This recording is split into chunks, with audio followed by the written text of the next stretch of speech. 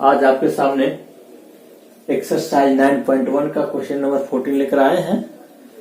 इसे अच्छी तरह से इंटरेस्ट लेकर पढ़ेंगे, बहुत अच्छी तरह से समझ में आएगा। क्या कह रहा है? A 1.2 meter tall girl sports a balloon moving with the wind in a horizontal line at a height of 88.2 from the ground। इसका मतलब है कि एक बैलून है, ठीक है, एक बैलून है जो क्या है, ग्राउंड लेवल से 88.2 मीटर हाइट पर है, ठीक है, ये ग्राउंड लेवल है, ठीक है। अब मान के चलते हैं एक गर्ल है यहां पर, और वो कह रहा है the angle of elevation of the balloon from the I of the girls at any instant is 60 degree. Girl का हाइट है 1.2 मीटर, 1.2 मीटर गर्ल का हाइट है, ठीक है। मान के चलते हैं ये भी लड़की है। अब कह रहा है इससे एंगल में देख रही है बैलून को, तो ये पा रही है 60 डिग्री एंगल ऑफ एलिवेशन। कैसे निकालेंगे? यहां पर तो फिर ग्राउंड लेवल के पैरेलल लाइन खींचना पड़ेगा, तो ये हमारा 60 डिग्री है, ठीक है। लेकिन वाइंड हवा के कारण क्या हो रहा है, ये बैलून जो है हवा के कारण आगे की ओर जा रहा है, आगे की ओर जा रहा है, तो मान के चलते हैं ये आगे यहां तक आ गया, सेम हाइट में आ रहा है 88.2 मीटर में ही, और ये यहां पर आ गया 88.2 मीटर में हाइट ही है। और तब ये लड़की फिर से देख रही है, तो इसका एंगल ऑफ एलिवेशन कितना हो गया? अगर देख रही है तो 30 डिग्री हो गया। तो कह रहा है क्या, find the distance travel by the balloon during the interval. तो इसका मतलब है कि इस इंटरवल में इसका डिस्टेंस कितना दूरी तय किया गया, यहां से यहां तक का डिस्टेंस निकालना है, ठीक है। तो मान के चलते सभी का नाम दे देते हैं। ए बी तो नाम दे चुके हैं, ए बी, इसका नाम देते हैं सी डी ई एफ, ठीक है। ये पैरेलल जो लाइन खींचे हैं इसका भी नामकरण करना पड़ेगा, नाम देना होगा इसको पी क्यू, कोई दिक्कत नहीं, कुछ भी नाम दे सकते हैं। तो जितना फिगर देखने में क्लिष्ट लग रहा है उतना ही आसान से बनेगा। केवल दो ट्रायंगल बन रहा है, केवल ट्रायंगल को ही देखना है और कुछ नहीं फिगर में देखना है, केवल समझना है कि किस ट्रायंगल में कितना थीटा है, कितना परपेंडिकुलर है, यही ध्यान देना है बस। तो सॉल्यूशन, लेट ए बी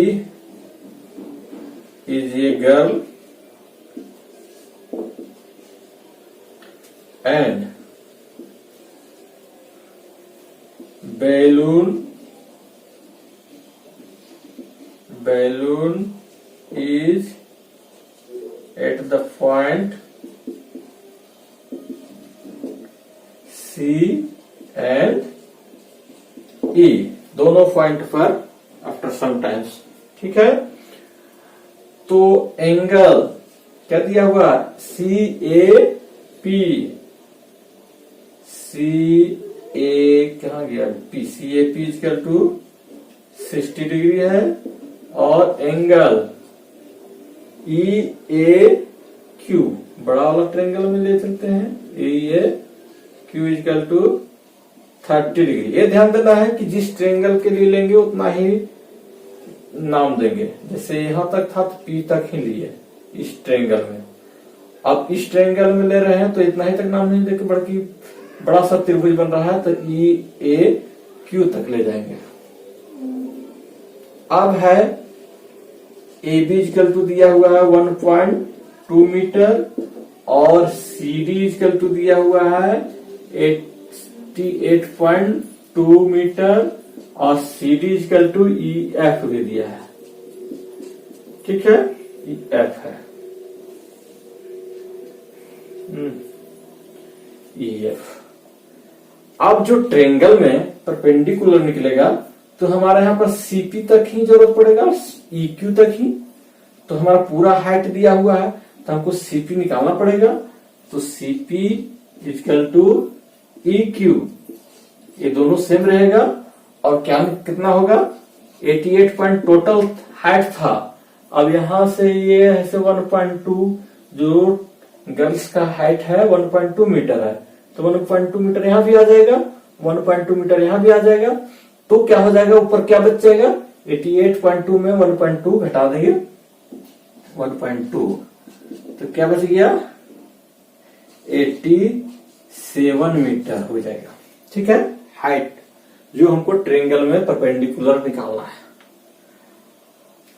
अब चलते हैं छोटा ट्रेंगल में। इन ट्रेंगल कौन सा, अच्छी तरह से देखें, CAP जो हमको देखना है, CAP इन देखना है, इसी में देखेंगे। ठीक है, इन ट्रेंगल CAP 90 डिग्री होता ही है, समकोण त्रिभुज होता है, राइट एंगल ट्रेंगल जिसको कहते हैं। ठीक है, तो CAP 10 कितना है, 60 डिग्री, थीटा 60 डिग्री है, तो 10 60 degree equal to P/B, perpendicular हो गया CP और बेस क्या हो गया AP। अब फिर से यहां से फिर निकालते हैं तो क्या हो गया, 10 60 डिग्री की वैल्यू हो गया √3 और CP कितना है अभी निकाल चुके हैं, CP इक्वल टू 87 है। और किसका, BAP इक्वल टू कितना होगा, AP नहीं निकाला है ना, हाँ AP, और इसको नहीं माने हैं, इसको मान लेते हैं X, इधर Y, हमको Y निकालना है। ठीक है, ये X है तो ये भी X होगा, ये Y है तो ये भी Y होगा। ठीक है, तो यहां पर लिख सकते हैं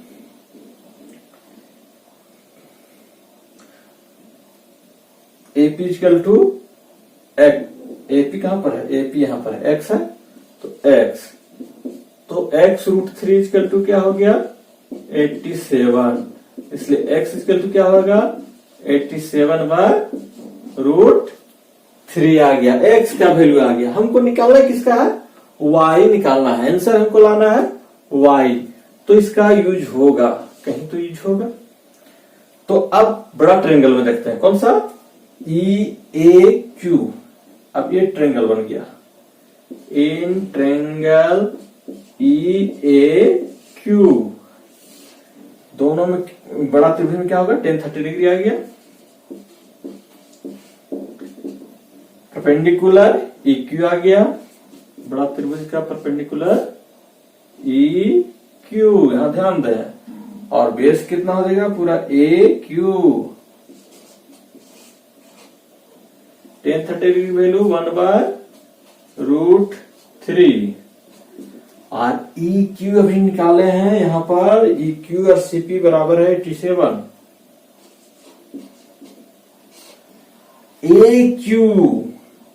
AQ कहां पर है, जरा देखें, A से Q पूरा लंबाई क्या है, X प्लस Y दोनों ना, तो X प्लस Y, अब क्रॉस मल्टीप्लाई करेंगे तो क्या होगा, X प्लस Y इंटू 1 क्या हो गया, X प्लस Y, और ये हो गया 87√3। अब यहां यूज करेंगे X इक्वल टू 87/√3 आया था, प्लस Y इक्वल टू 87√3। अब निकालेंगे क्या, Y का वैल्यू, तो Y इक्वल टू क्या हो जाएगा 87√3 में उधर चला जाएगा 87/√3 तो माइनस आ जाएगा 87/√3, एलसीएम कितना हो जाएगा √3। अब यहां पर क्या हो गया, 1 और √3 का एलसीएम √3 आ गया। अब 1 से डिवाइड करते तो √3 को √3 से इंटू करेंगे, 3 इंटू 87 कितना हो जाएगा, 7 21 8 24, और 2 26, 261 होना चाहिए। 7 21 8 23, ठीक है। और √3 से √3 कट गया तो 1 को 87 से इंटू करेंगे तो 87। अब माइनस करते हैं, 11 में 7 गया तो 4, 5 15 में 7 जाएगा 7, 174 आ रहा है ना, 4 7 11 7, ठीक है, बाय √3। अब इसको क्या करते हैं, फैक्टराइज रेशनलाइज करते हैं। √3 को ऊपर नीचे से इंटू करेंगे तो क्या हो जाएगा, 174 √3 बाय √3 इंटू √3, 3 कटेगा, 3 5 15 2 3 3 8 24, मतलब कि 58 √3 मीटर, यही आंसर आ गया। ठीक है, हमको क्या निकालना था, y निकालना था, मतलब कि डिस्टेंस y, मतलब बैलून D से F तक कितनी दूरी तय किया। ठीक है, तो यही निकालना था और आंसर आ गया 58 √3।